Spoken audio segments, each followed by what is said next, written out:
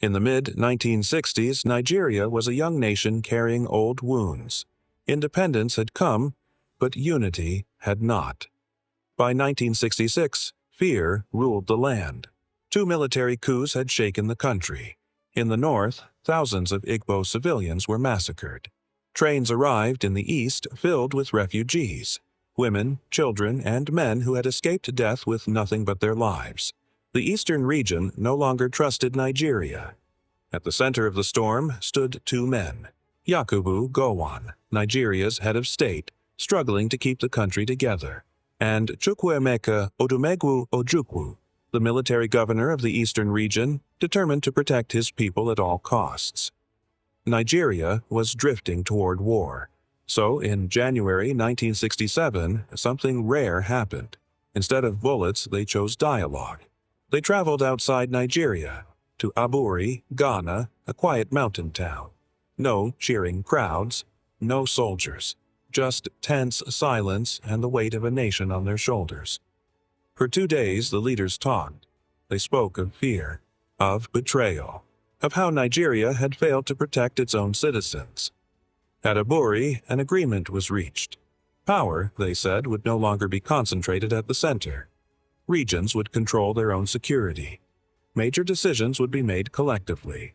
Never again would one region dominate another. Ojukwu believed Aburi was a promise, a new Nigeria built on trust and equality.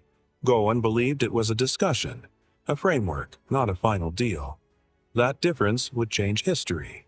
When Gowon returned to Lagos, the federal government issued Decree No. 8. It spoke of unity, but restored central control. To Ojukwu, it was a betrayal. Then came the final blow.